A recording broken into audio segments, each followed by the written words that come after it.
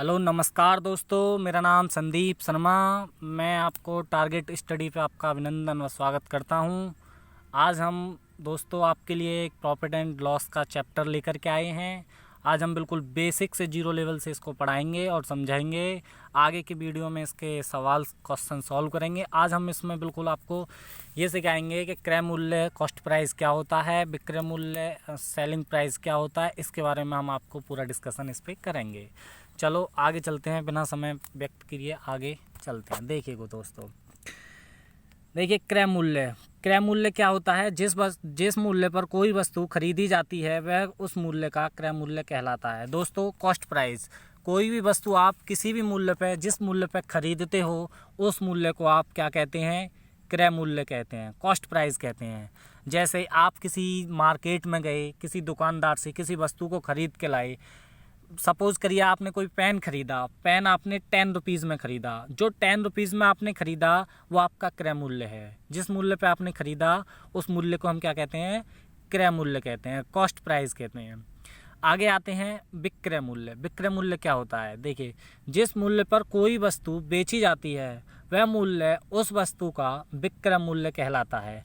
जैसे आप किसी मार्केट में गए, आपने कोई पेन जो ख़रीदा था वो आपने ख़रीदा था 10 रुपीज़ में, लेकिन बेचा किसने था, दुकानदार के लिए। दुकानदार के लिए वो पेन एसपी में होगा और आपके लिए वो पेन कॉस्ट प्राइस में होगा। जैसे दुकानदार ने कोई वस्तु 20 रुपीज़ में बेची, 20 रुपये में बेची, तो जो बेच रहा है उसे बोलते हैं हम सेलिंग प्राइस, और जो खरीद रहा है उसे बोलते हैं हम कॉस्ट प्राइस। जैसे मैंने आगे डिस्कस किया है इसका कि क्रय मूल्य को हम बोलते हैं कॉस्ट प्राइस, ये दिया हुआ है कॉस्ट प्राइस। विक्रय मूल्य का मान होता है सेलिंग प्राइस, यानी जिस मूल्य पे आप वस्तु को बेचते हैं वो सेलिंग प्राइस, जिस मूल्य पे आप वस्तु को खरीदते हैं वो कॉस्ट प्राइस। अब देखिए कॉस्ट प्राइस और सेलिंग प्राइस में क्या डिफरेंस है, क्या होता है, लाभ कब होता है, क्वेश्चन बनता है लाभ कब होता है। आगे थोड़ा सा इसे रेज करेंगे, लाभ कब होता है। दोस्तों जब विक्रय मूल्य यानी एसपी सेलिंग प्राइस क्रय मूल्य सीपी से ज़्यादा हो। कैसा हो, जब एसपी सीपी से दोस्तों ज़्यादा हो तब हमारा क्या होता है, लाभ होता है। जैसे लाभ इंग्लिश में बोलते हैं इसको प्रॉफिट। प्रॉफिट कब होगा, जब एसपी में से आप सीपी को माइनस करेंगे। कभी भी फॉर्मूला लगाना है पी बराबर एसपी माइनस सीपी। जैसे कोई वस्तु हमने 10 रुपीज़ की खरीदी और 15 सीपी हो गया बेटा 10 रुपीज़ में खरीदी और उसको 15 रुपीज़ में बेच दिया, तो एसपी क्या कहलाएगा हमारा 15 रुपीज़। तो 10 में खरीदा 15 में बेचा तो हमें प्रॉफिट हुआ। प्रॉफिट कितने का हुआ, तो क्या करेंगे, प्रॉफिट बराबर एसपी माइनस सीपी। तो एसपी कितना है भाई मेरा 15 रुपीज़ माइनस सीपी कितना है मेरा 10 रुपीज़ बराबर कितना आया 5। तो प्रॉफिट कितने का हुआ, 5 रुपीज़ का प्रॉफिट हुआ। देखते हैं दोस्तों आगे चलते हैं, मुझे उम्मीद है आपको समझ आया होगा प्रॉफिट। अब आती है बात हानि कब होती है। हानि को इंग्लिश में बोलते हैं लॉस। जब विक्रय मूल्य एसपी क्रय मूल्य सीपी से कम हो तब हानि होती है। जैसे हानि यहाँ मैंने दिया है SP less than greater than CP, CP से क्या है, छोटी है। तो लॉस कब होगा, सीपी में से जब एसपी को घटाते हैं। जैसे एग्जांपल देते हैं, आपने कोई वस्तु 10 रुपीज़ में खरीदी, तो खरीदी है बेटा तो सीपी हो गया, इसका कॉस्ट प्राइस हो गया। और आपने वही वस्तु 7 रुपीज़ में बेच दी, यानी बेची है तो आपका सेलिंग प्राइस होगा। सेलिंग प्राइस बराबर 7, कॉस्ट प्राइस बराबर 10 रुपीज़। तो यहाँ क्या होगा, देखो आपने 10 रुपीज़ में ख़रीदा 7 में बेच दिया, लॉस हुआ। कितने का लॉस हुआ, तो लॉस निकालने के लिए हमें किसकी ज़रूरत पड़ती है, सीपी माइनस एसपी। दोस्तों सीपी माइनस एसपी, सीपी कितना दिया है मेरा, सीपी मेरा दिया है, यहाँ कर लेता हूँ जगह नहीं है वहाँ, 10 माइनस एसपी दिया है 7, तो कितना बचा 3 रुपीज़। कितने का लॉस हुआ मुझे, 3 रुपीज़ का लॉस हुआ।